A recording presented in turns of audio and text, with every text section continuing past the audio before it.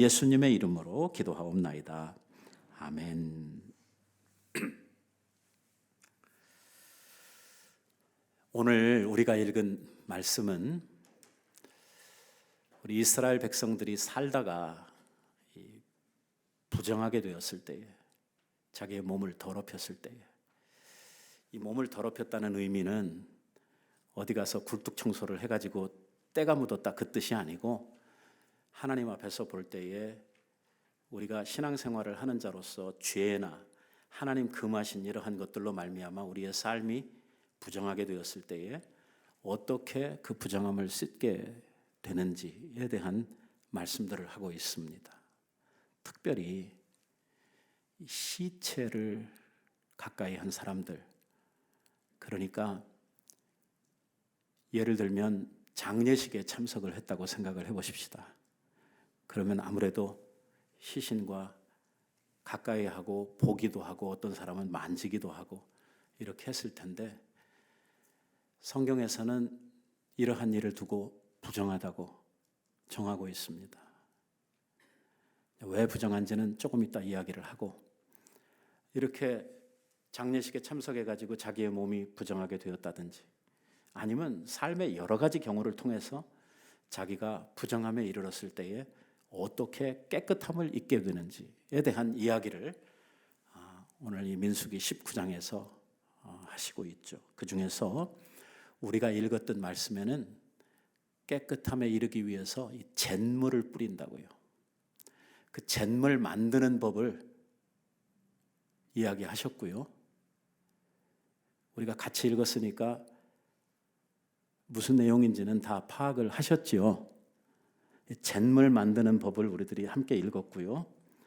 그 다음에 우리가 다 읽지 않은 후반부에는 뭐가 나오냐면 이 잿물을 어떻게 사용해야 되는지 그 사용법에 대해서 이야기를 하고 있는 것입니다. 근데 우리가 생각하기에는 잿물 그러면은 그냥 부엌에서 나무 떼어가지고선 재 나무면 그거 갖다가 이렇게 물하고 섞으면 될 것 같은 생각이 드는데, 처음부터 이 잿물을 만드는 방법이 상당히 심각하게 시작이 되고 그 내용도 상당히 복잡하게 진행이 되고 있는 것을 우리가 보게 됩니다. 아까 우리가 읽었습니다마는 뭐 송아지를 잡고 거기에서부터 시작을 해가지고 뭘 어떻게 흔들고 어디 갔다 뭘 간직하고 뭐 기억도 안 나죠? 금방 읽었는데. 이런 복잡한 이야기들을 하시면서 잿물 만드는 법, 끝에 가서 보시면 이 재를 정한 곳에 간직할지니, 왜 간직을 하냐면 이 재를 떠다가 물에 섞어가지고 이제 어떻게 할 거냐면 부정한 사람들을 깨끗게 하는 이 잿물로 써먹을 거거든요. 그 이야기를 지금 하시고 있는 것입니다. 어떻게 보면 우리들하고는 아무 상관도 없는 이야기 같고, 진짜 왜 하나님께서는 이런 쓸데없는 짓을 하시나 싶을 정도로 재 만드는 법까지 이렇게 가르치셔야 되나 하는 그런 생각이 우리가 언뜻 드는데, 오늘 이 문제가 출애굽기에도 기록이 되고 있고요, 레위기에도 나오고요, 오늘 지금 우리가 민수기에서 또 읽었고, 이게 신명기에 가면 또 나와요. 왜 자꾸 이야기를 합니까? 왜 똑같은 이야기를 자꾸 하는 것입니까? 중요하다는 것입니다. 중요하다는 거예요. 이스라엘 백성들이 절대로 잊어서는 안 되는, 오늘 생활을 통해서 그들이 반드시 지키고 가야 하는 중요한 문제를 이야기하시기 때문에 오늘 이 얘기가 계속해서 나오는 모세오경, 율법서라고 불리우는 모세오경 가운데 창세기 빼고 나면 나머지 성경에 오늘 이 이야기가 다 기록이 되고 있어요. 무슨 말이냐면 굉장히 중요하단 말이에요. 오늘 여기에 중요한 것은 뭐냐면, 뭘 어떻게 만들고 이걸 어떻게 쓰느냐 하는 이것도 중요하죠. 이거 굉장히 중요합니다. 왜냐하면 하나님이 정하신 대로 해야 되거든요. 그러니까 잘 듣고 뭐 어떻게 만들으라고 했는지, 또 그걸 어디다 갖다 두라고 그랬는지, 그걸 만드는 제조 과정이 어떻게 되는지, 이러한 것들을 다 지켜서 해야 되니까 중요하기는 한데, 그것보다 더 중요한 것은 뭐냐면 왜 이런 일을 하느냐 하는 것입니다. 왜 이렇게 복잡하고 힘들게, 왜 어렵게 이런 거 만들어가지고 이 제사장들에게 이런 일을 하라고 하시느냐 하는 그게 중요한 거거든요. 이스라엘에는 의식법, 이 정결법이라고 하는 것이 있습니다. 지금은 다 없어졌습니다. 예수 그리스도께서 오심으로 말미암아 그 모든 정결법들은 다 없어졌습니다. 지금 우리 제사도 안 드리잖아요. 그런데 예수 그리스도께서 오시기까지 그 하나님께서 예수님이 십자가에 죽으시던 그 순간 지성소와 성소를 가르는 그 장막을 다 찢어 해침으로 말미암아 성전의 개념을 완전히 다 없애버리신 그 순간까지 이스라엘은 이 의식법에 사로잡혀서 그 법대로 살아야 됐고, 이 정결법, 이 의식법에 의해서 그들은 깨끗함을 입는 이러한 신앙생활을 살아왔다는 것입니다. 이런 의식법을 행하는 이유가 뭐냐면은 그 의식법이 가지고 있는 내용, 그 의식법이 의미하고 있는 그 실제가 뭐냐 하는 이게 중요한 거죠.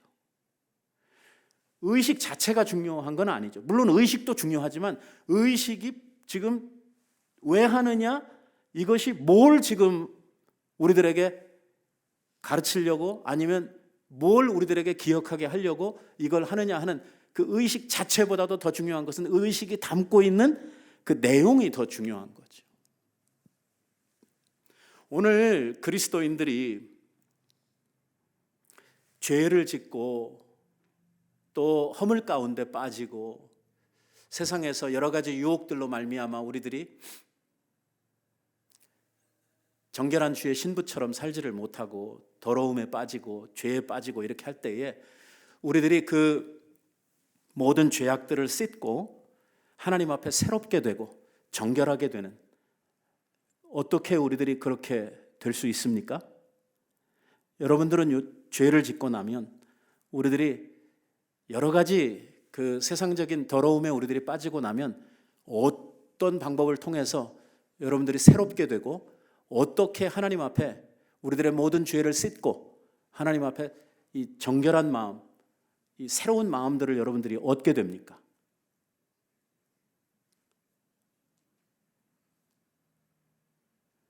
왜 답이 없습니까?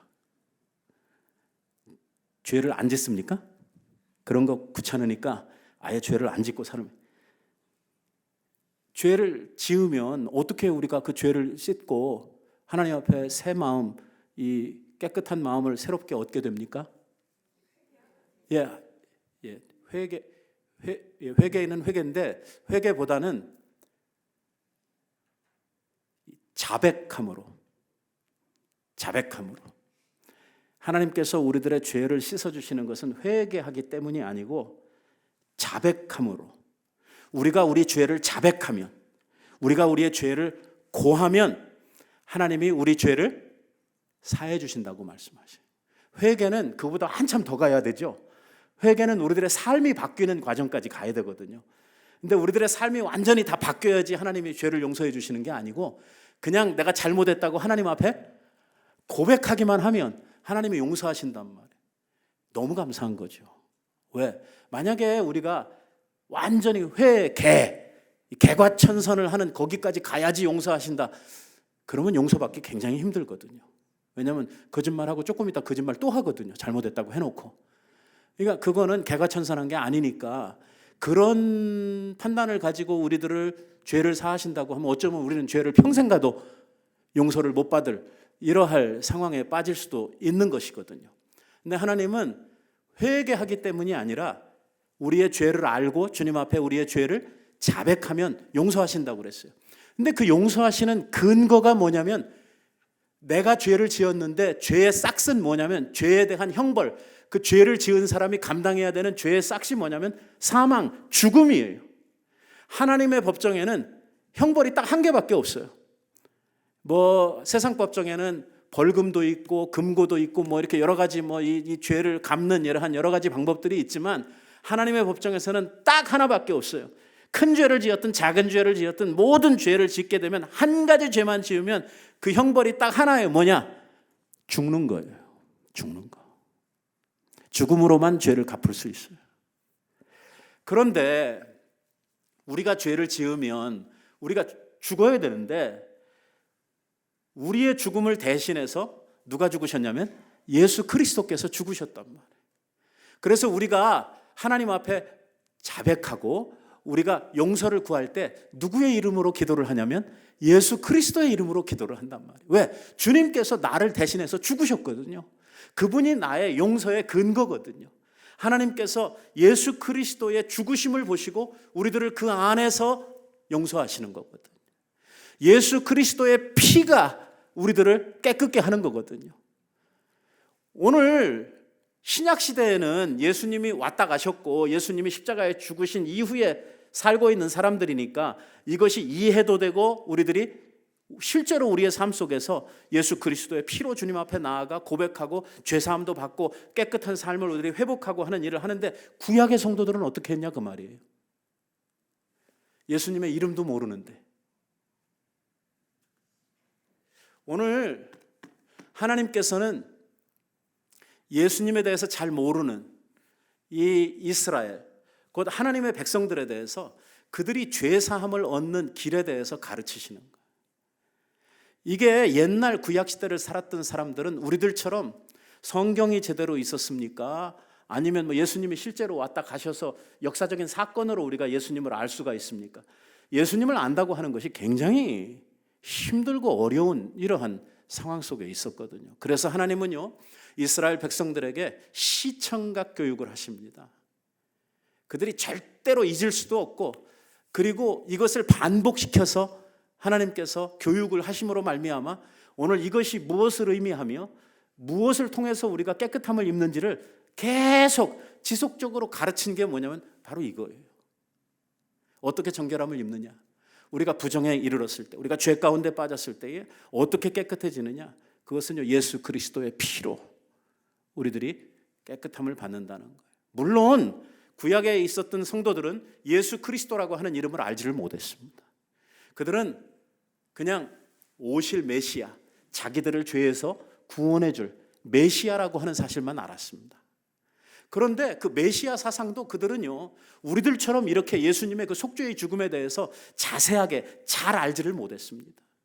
그러니까 하나님께서 어떻게 하셨냐면 그들의 죄를 속량하기 위해서 일단 내가 죄인이라고 하는 사실과 그리고 그 죄가 얼마나 무서운지, 그 죄를 씻기 위해서 어떤 값이 치루어져야 하는지 이러한 것들을 가르치시기 위해서 하나님은 죄 지은 사람들이 하나님 앞에 속죄의 제사를 드릴 때에 어떻게 하라고 그랬냐면 양이든지 소든지 가지고 오라고 그랬어요. 자기네 집에서 제일 좋은 걸로 가지고 오라고 그랬어요.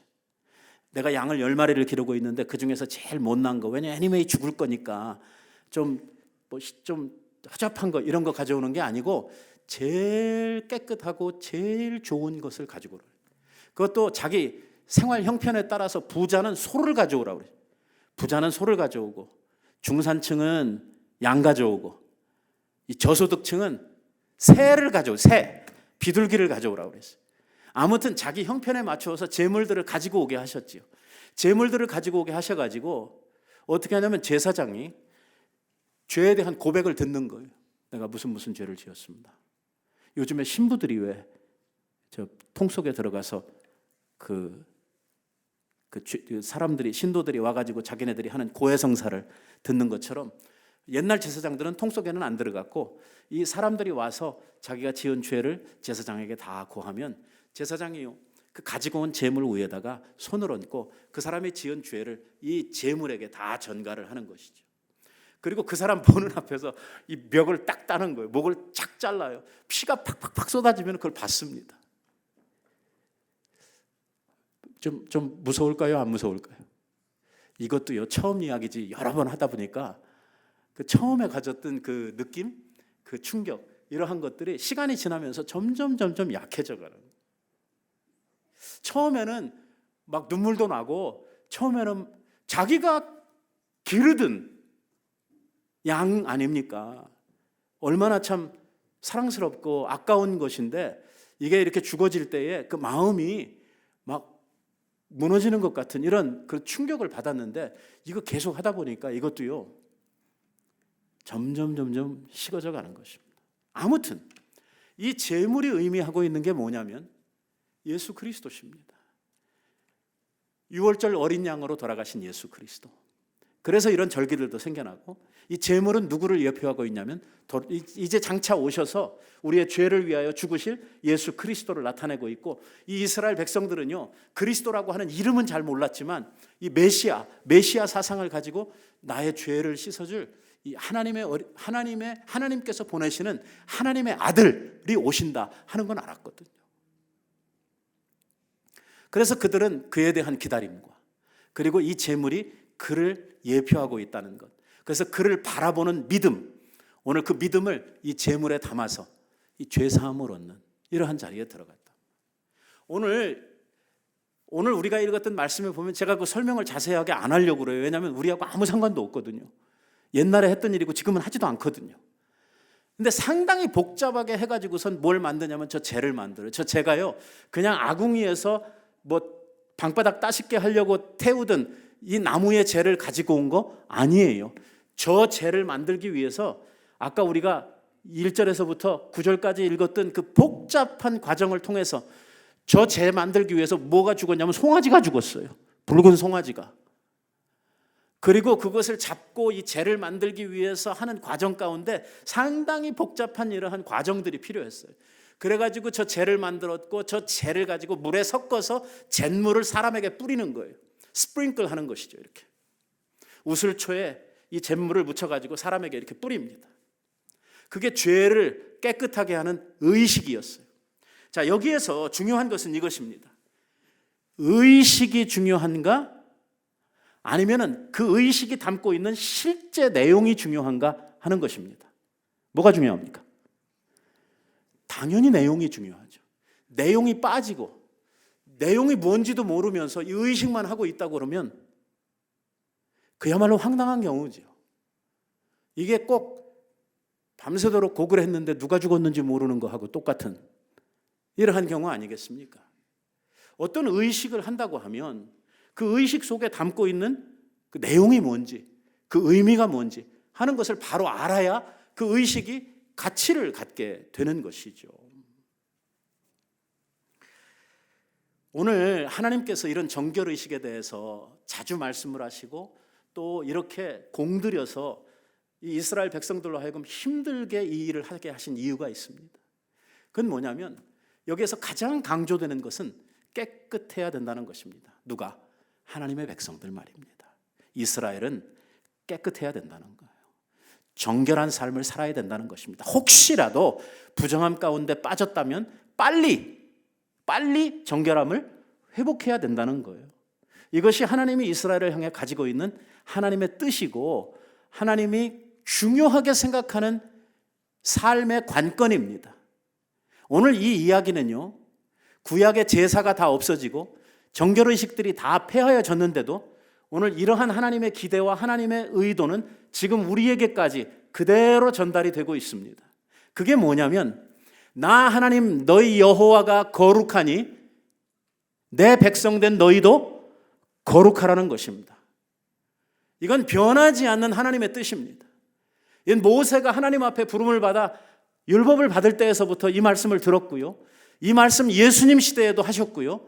사도 바울도 이야기하면서 너희 하나님 여호와가 거룩하니 너희도 거룩해야 된다 하는 이야기 하셨고 지금 우리들에게 있어서도 똑같은 말씀이 주어져 있습니다. 성도의 삶은 뭐냐? 거룩한 삶입니다. 우리를 성도라고 부릅니다. 성도가 뭡니까? 그게 무슨 성이고 무슨 도입니까? 우리가 거룩한 무리들, 거룩한 사람들이라는 것입니다. 우리의 삶이 하나하나 이렇게 뜯어보면 그렇게 거룩해 보이지 않고 부정한 것이 많이 있음에도 불구하고 오늘 우리가 그리스도 안에 있기 때문에 그리스도의 피 공로, 그리스도의 보혈 안에 우리가 있기 때문에 우리를 어떻게 보시냐면 거룩하게 보시는 것입니다. 왜? 우리의 모든 죄는 그 그리스도의 피로 예수님께서 이미 우리를 위해서 이루어 두신 그 속죄의 피로 우리들이 다 사함받을 것이기 때문에 우리는 깨끗해질 사람들이기 때문에 앞으로 지을 죄도 하나님 앞에 자백하면 모든 죄에서 우리들이 깨끗하여질 것이기 때문에 우리를 뭐라고 부르냐면 거룩한 사람들이라고 부르는 것입니다. 하나님은 이스라엘 백성들이 가급적 생활 속에 죄나 부정 가운데 빠지는 것을 원하시지 않으셨습니다. 삶이 하나님 앞에 의롭고 하나님 앞에 거룩한 삶을 살기를 원하셨죠. 근데 그게 마음대로 됩니까? 우리들도 신앙생활을 해보지만 12번씩 우리가 마음을 막 고쳐먹고 잘해보겠다고 해도 이게 대부분 보면 우리들이 넘어지는 죄에 자꾸 넘어집니다. 여러분들은 어떻습니까? 여러분들은 새 죄만 골라가면서 짓습니까? 오늘은 이 죄를 안 지어봤으니까 오늘은 이런 죄를 한번 지어봐야 되겠다, 이렇게 해서 죄를 짓습니까? 아니면 맨날 똑같은 죄에 또 넘어지고 또 넘어지고, 잘못했다고 하나님 앞에 와서 회개하고 또 이렇게 자복하고 나서 그 다음에 또 살다 보면 또 넘어져 있고, 이렇게 되는 것이 우리의 삶 아닙니까? 그러니까 하나님께서는 우리의 삶이 그렇게 계속해서 넘어지고 계속해서 부정하고 죄 가운데 빠지는 그런 삶이 아니라 죄와 싸우기를, 피 흘리기까지 싸운다, 곧 우리들이 정말 죄를 이기고 그 깨끗한 삶, 거룩한 삶을 살기 위해서 노력해가는 이러한 삶이 우리들 속에서 보여지기를 원하시는 것이죠. 문제는, 오늘 이 문제를 제가 여러분들하고 나누려고 하는 가장 그 핵심적인 주제는 뭐냐면 이것입니다. 이스라엘 백성들이요, 하나님께서 원래 주셨던 이 의식에 내용이 있습니다. 분명한, 그들이 꼭 붙들어야 할, 잊으면 안 될, 하나님이 그들에게 그토록 원하시는 하나님의 간절한 기대, 이거를 알아야 되는 거거든요. 오늘 이 의식들을 행하면서, 오늘 이러한 정결의식들을 행하면서 하나님이 내게 뭘 원하시는지 그거를 알고 살아야 되고, 비록 다 우리들이 그대로 살지를 못해서 넘어지는 한이 있더라도 정말 가슴을 치고 회개하며 내가 잘해봐야지 하는 이러한 생각, 그 삶의 어떤 실체를 붙들고 그 내용을 가지고 살기를 원하시는 것이지, 와서 저 의식만 자꾸 하고 사는 건 그냥 매일 개판으로 살아버리고, 하나님이 그걸 원하시는 것은 아니거든요. 그런데 이스라엘 사람들을 가만히 살펴보면은요, 이게 조금 아까 드린 말씀처럼 오랫동안 이러한 일들을 하다 보니까 처음에 양을 가져와서 잡았을 때는 굉장한 충격이었어요. 그땐 막 마음이 너무 막 아프고, 자기 눈앞에서 막 그 양이 막 죽어지고 이러는 걸 볼 때 거의 막 잠도 못 잘 정도로, 밥도 못 먹을 정도로 이렇게 막 충격이었는데, 이게요 매번 하다 보니까 이제 당연한 것처럼 된 거예요. 그리고 시간이 더 지나니까 이제 양이 죽어도 하나도 감동이 없어요. 도리어 나중에는 죄를 지으면서 무슨 생각하냐면, 양 갖다가 제사 드리면 되지, 이런 생각을 하는 거예요.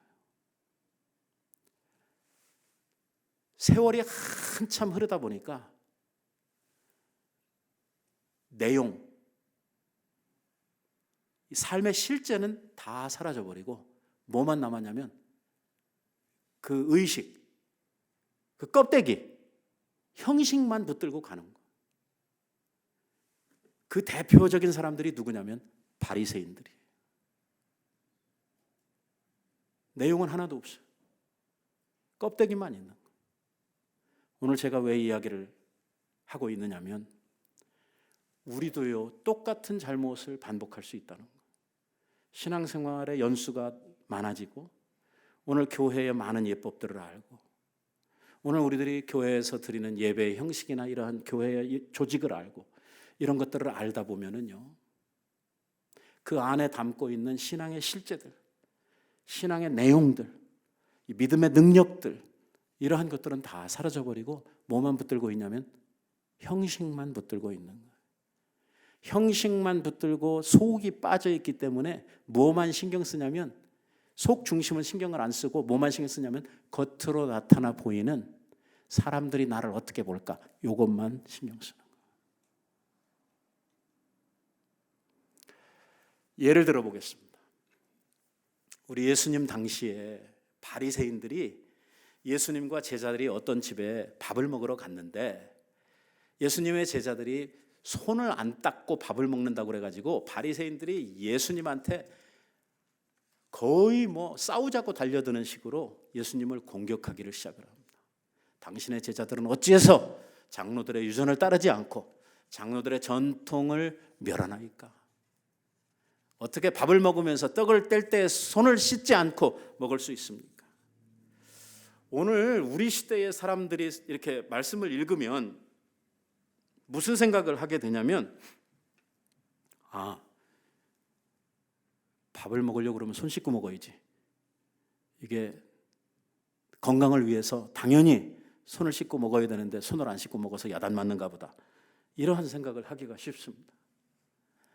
하지만 오늘 바리새인들이 예수님을 향해서 제자들이 손을 씻지 않고 밥 먹은 사건에 대해서 저렇게 공격을 하고 저렇게 나서는 이유는 무엇이냐면 법을 어겼다는 것입니다. 이스라엘의 법은 율법이거든요. 누구의 법이냐면 하나님의 법입니다.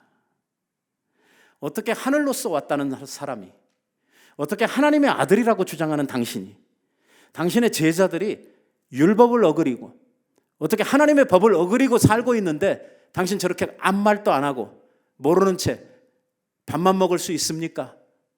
성경은 너무 유하게 기록을 했지만 실제로 이야기를 할 때에 얼마나 바리새인들이 악한 사람들이고 얼마나 예수님을 공격했던가 생각. 그때 당신 돼지입니까? 뭡니까? 이래가면서 막.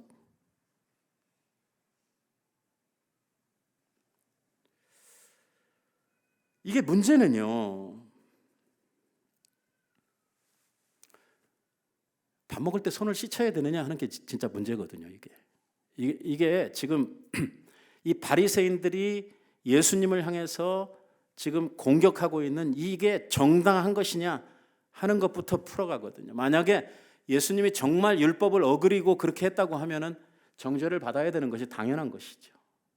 정말 그러냐 하는 거거든요. 이스라엘 사람들은요, 일단 밖에 나갔다 들어오면서 손부터 씻습니다. 이 사람들 정말 위생적인 사람들이네. 아닙니다. 그거 아니고요, 손가락 끝에 물방울이라도 묻혀야 됩니다. 왜? 법이기 때문에. 법입니다. 이거 안 하면 고소를 받습니다. 예수님처럼. 그러니까 위생을 위해서 깨끗해지려고 씻는 게 아니고 법을 지켜야 되기 때문에 남들에게 고발을 안 당해야 되니까 씻는 것입니다. 저기에도 보이지만 말씀에 뭐라고 이야기해요? 장로들의 전통이라고 이야기를 합니다. 손을 씻는 것이 하나님의 말씀인가? 하나님께서 주신 율법인가? 하는 것입니다. 아닙니다.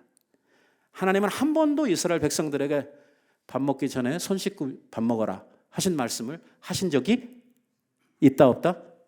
없습니다. 누가 만든 것입니까?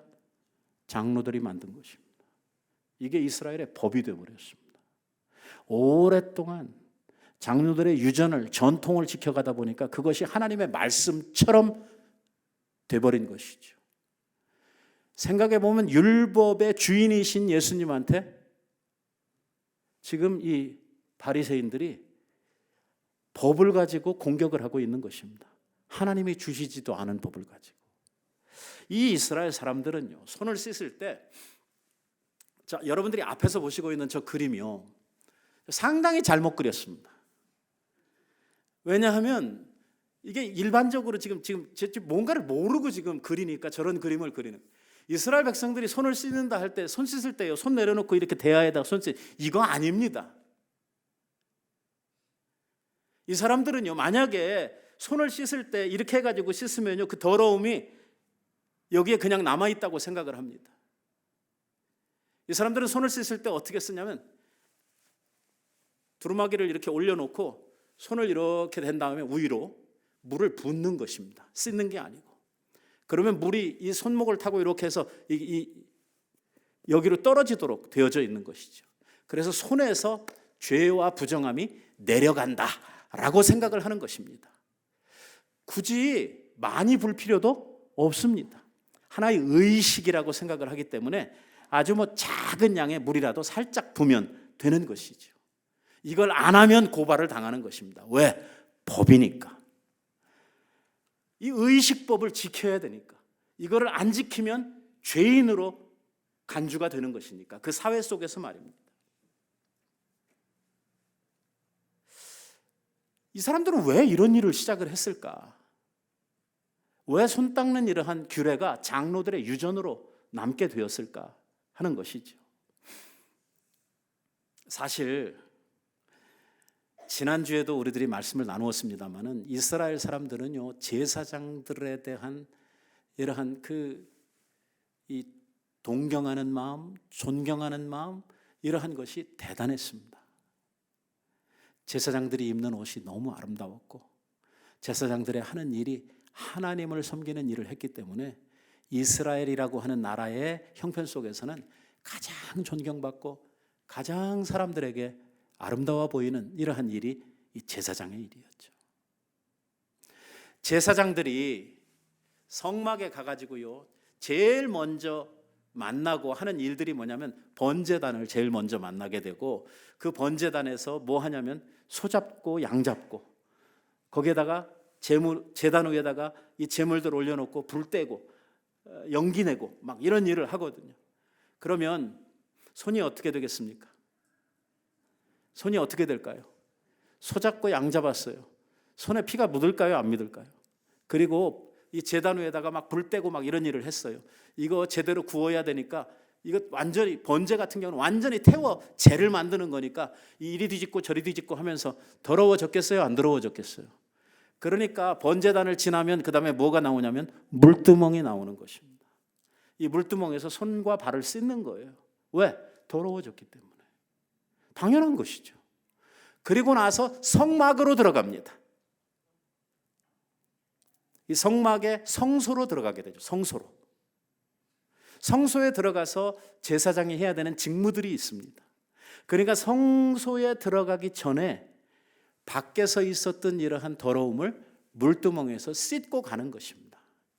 이게 백성들 보기에 너무 근사해 보이는 거, 너무 멋있는 거죠. 제사장들이 성소에 들어가려고 그러면 먼저 뭐 해요? 씻고 들어가는 거예요. 그래서 이거를, 성소는 아무나 못 들어가잖아요. 자기들은 제사장이 아니니까 못 들어간단 말이에요. 자기네들은 그냥 바깥 뜰에 있는 거거든요. 이거 밖에서 이렇게 지켜보는 것밖에 못하죠. 성소 안으로 들어가 버리면 뭐 하는지도 몰라요. 왜? 성소는 딱 휘장으로 다 채워져 있으니까. 근데 들어가기 전까지만 보이는 건데, 들어가기 전에 항상 뭐 하고 들어가냐면 저 물두멍에서 손 씻고 들어가더라고요. 너무 있어 보이잖아요. 그러니까 사람들이 집에서 이걸 따라하기를 시작을 한 거예요. 제사장처럼 이렇게 멋있어 보이려고. 집에 들어가기 전에 손 닦고 들어가는 거예요. 손 닦고. 이게 오랜 세월 지나다 보니까 이것이 장로들이 정한 유전으로서의 법이 되어버렸어요. 이제는 아주 대놓고 바리새인들이 예수님을 향해서 당신 제자들은 왜 밥 먹으면서 손도 안 씻고 먹느냐 하는 것을 공격할 정도로, 조금 전에 말씀을 드렸다시피 하나님이 이런 말씀을 율법으로 주신 적이 없는데도 불구하고 사람들은 이걸 가지고 예수님을 공격하는 이러한 자리에 이르렀단 말이에요. 오늘 왜 그걸 하는지도 모르고, 그것이 담고 있는 의미가 무엇인지도 모르고, 형식, 껍데기만 남아가지고 있는 이러한 그 이스라엘의 사회, 이 바리새인들, 오늘 이 한심스러움이 잘못하면요, 오래 예수 믿은 사람들의 삶 속에 남게 된다는 것입니다. 처음에 예수님을 만났을 때 감격이 있어요. 막 눈물이 있습니다. 찬송 부르고 기도하고 그러면 막 펑펑 울어요. 하나님 은혜가 너무 감사해서. 이 시간이 지나고 나니까 눈물도 가고 감격도 가고 남은 게 없어요. 뭐만 남았냐? 형식만 남았어요. 오랜 세월 예배를 드리다 보니까 우리에게는 익숙한 제도만 남아있는 거예요. 이제는 찬송을 눈 감고도 불러요. 왜? 너무 오래 불렀어. 뭐 어떤 사람은 5년, 10년 부른 사람도 있지만 어떤 사람은 50년 부른 사람도 있거든요. 같은 노래를. 그러니까 안 보고도 막 가사를 줄줄줄 외워 불러요. 찬송을 부르며 내용이 있어야 되거든요. 찬송은 곡조가 붙어있는 우리의 신앙의 고백이라고 하잖아요.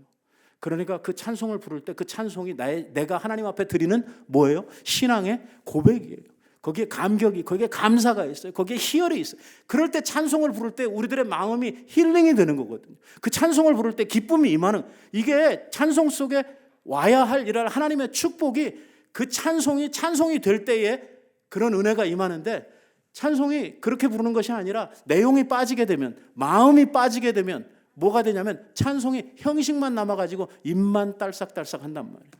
그러니까 찬송 부르면서 딴짓하는 거예요. 아무개 집사 안 왔나 이런 거 쳐다보고. 오늘 우리들의 신앙생활에 있어서의 형식과 내용, 우리가 붙들고 가야 할 것은 내용이라는 것입니다. 모양만 내고 실제는 없어요. 입으로만 예수 잘 믿고 실제로는 아무것도 못하는, 이러한 사람들에게서 돌아서라는 거예요. 그것은 신앙이 아니라는 거예요. 그게 바로 가짜 신앙생활을 하는 사람들이라고 이야기를 하고 있는 것이죠. 오늘 이 시체를 만지는 것에 대한 이야기를 그 후반부에 가서 하셔요. 오늘 우리가 9절까지밖에 안 읽었지만 그 뒷부분으로 가면은 이제 시체를 만지는 이야기를 한참 하시는데요. 오늘 이 문제에 대해서도 그래요. 이 문제에 대해서도 오늘 우리들이 이해를 해야 될 것은 무엇이냐면, 당시에 중동 지역에 있는 사람들의 장례법과 히브리 사람들의 장례법이 달랐다는 거예요. 당시에 고대 중동 지역에 있는 사람들의 장례는요, 사람이 일단 죽으면 매장하기까지 시간이 오래 걸렸어요. 우리도 죽으면 사람을 매장하기까지 요즘 우리들도 3일장, 5일장, 좀 훌륭하고 좀 있는 분들은 7일장도 하시는 분들이 계세요. 지금도. 옛날 고대 그 중동에서는요, 위대한 사람이 죽거나 어떤 통치자나 부자나 이러한 사람들이 죽으면 장례를 길게 했어요. 야곱이 죽었을 때도요, 총리 대신에 아버지이기 때문에 70일을 장례를 했어요. 그리고 나서 가서 묻는 거예요. 그러니까 그동안에 썩은 시체가 부패하지 않도록 향료를 넣어가지고선 냄새나지 않도록 이거를 잘 간수하고 수많은 이 문상객들을 그렇게 오랫동안 맞이할 수 있는 이러한 재력이 있는 사람들은 이걸 할 수 있는 거죠. 70일씩, 반년씩. 근데 가난한 사람들은요, 그렇게 오래 못 한단 말이에요. 그러니까 빨리 갖다 묻어야죠. 썩고 냄새 나니까. 그런데 이러한 중동 사람들의 장례법에 비해서 볼 때에 이스라엘의 장례법은 거꾸로예요. 이스라엘은요, 사람이 죽으면 빨리 가서 사람부터 묻어요. 매장을 먼저 합니다. 사실 우리식의 매장이 아니죠. 이스라엘 사람들은 굴 같은 데다가 시체를 넣어놓는 이러한 매장을 먼저 합니다. 그 다음에 슬퍼합니다.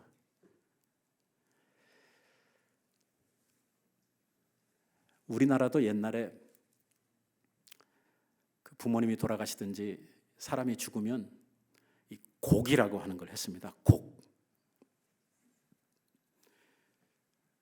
아마 이 중에도 곡이 뭔지 모르시는 이러한 세대가 계실 거고, 그래도 좀 나이가 드신 분들은 곡이 뭔지는 아실 겁니다. 사람이 죽으면 그 장례를 당한 가족들이 그 시체 앞에서 사람들이 문상을 오게 되면 우는 겁니다. 아이고 아이고 하면서 막 울죠. 정말 슬픈 것처럼 이렇게 막 땅이 꺼지도록 이렇게 우는 겁니다. 슬프든 안 슬프든 그건 중요하지 않습니다. 일단 사람이 오면 울어야 됩니다. 근데 이게 좀 있는 집들은 5일장도 하고 7일장도 하는데 사람들이 막 밤에도 오고 막 그러잖아요.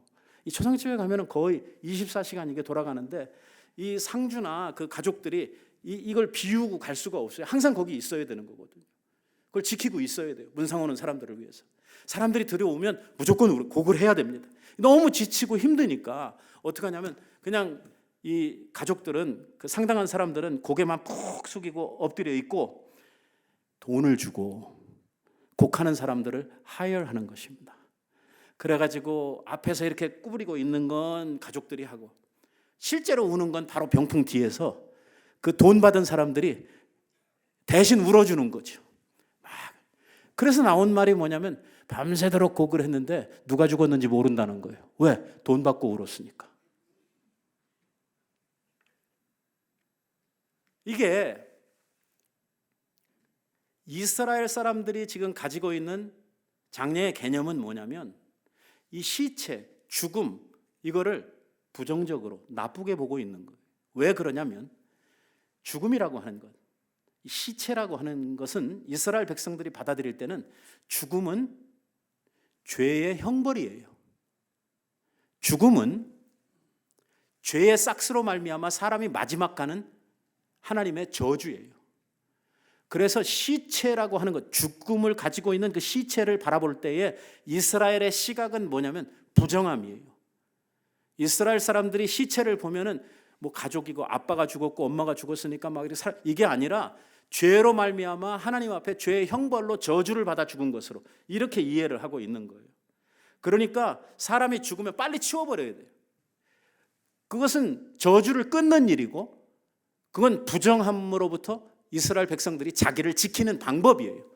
시체를 가까이에 두고 그것을 자꾸 같이 오래 있으면 있을수록 결국 이것을 같이 하고 있는 사람들이 어떻게 되는 거냐면 부정해지는 것이거든. 그러니까 사람이 죽으면 바로 갔다가 일단 두고 그 장례를 하는 것이죠. 매장을 하는 거예요. 우리처럼 묻는 것이 아니라 동굴에 갖다 두고 돌문을 닫아놓고 그 다음에 집에 와서 우는 것입니다. 슬퍼서. 그러니까 시체를 바라보는 개념이 다른 거예요.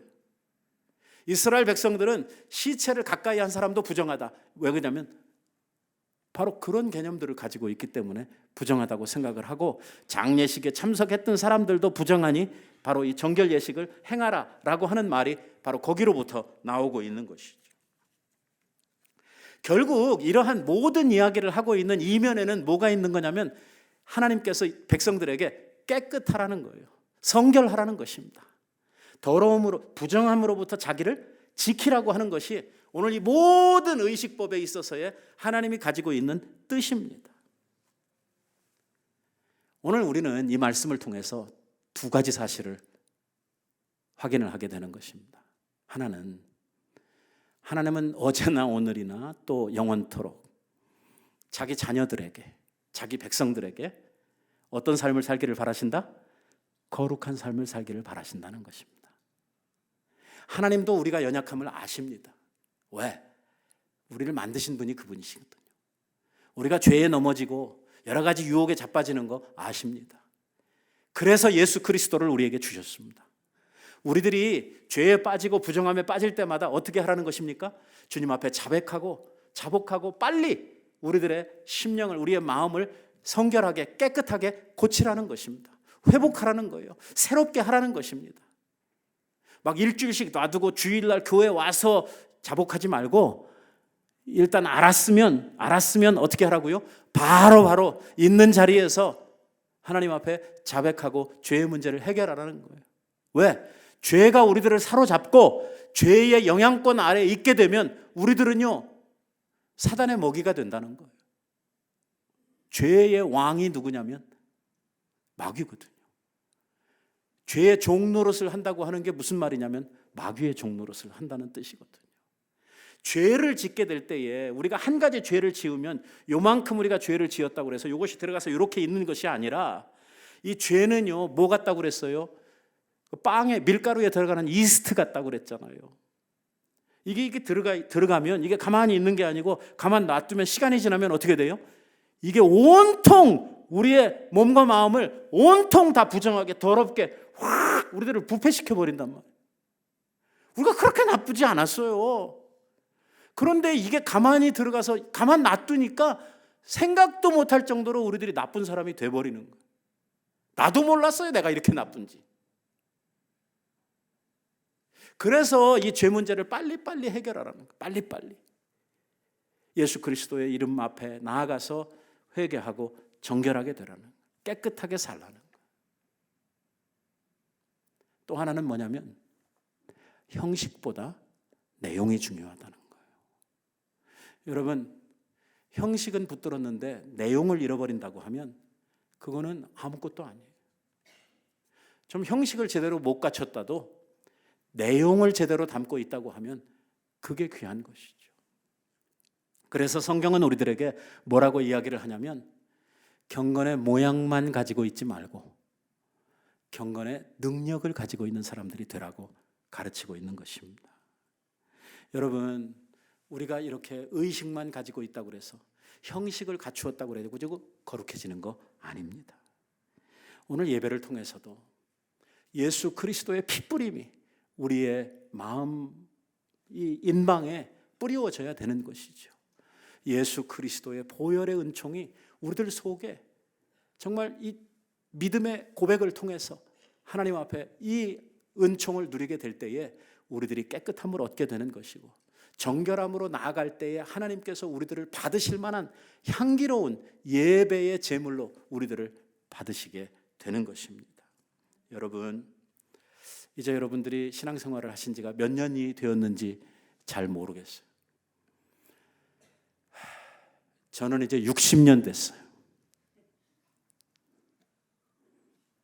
우리 어머니 뱃속에서부터 제가 교회를 다녔으니까 60년이 됐는데요. 오늘 내 속에 하나님 원하시는 믿음의 능력, 오늘 신앙에 정말 꼭 필요한 내용들이 내 안에 갖추어져 있는지 한번 돌아봐야 될 일이에요. 이 모든 것들이 하루에 이루어지지는 않을 거예요. 하지만 해를 우리들이 바꾸어 가면서 올 한 해는 내가 이 문제를 하나님 앞에 해결하고 바른 삶을 살아야 되겠다. 또 한 해가 바뀌고 나면 내가 올해에는 이 문제를 붙들고 하나님 앞에 새로워져야 되겠다. 이러한 각오들을 가지고 우리들이 신앙생활을 해갈 때에 세월이 흐르고 나면 내 속에 예수님의 모습이 만들어지고 내 안에 정말 말씀을 담은 이러한 보배로운 그릇 같은 이러한 신앙인의 모습이 우리들 속에 만들어지게 되는 것입니다. 저와 여러분 모두가 정말 그러한 모습으로 주님 앞에 나타나기를 바랍니다. 그래서 주님 나 보시면 나로 인해서 기뻐하시고 나 때문에 영광을 받으시는 이러한 하나님의 사람들로 우리들이 주 앞에 세워져 가기를 우리 예수님의 이름으로 축원드리겠습니다. 기도하십시다.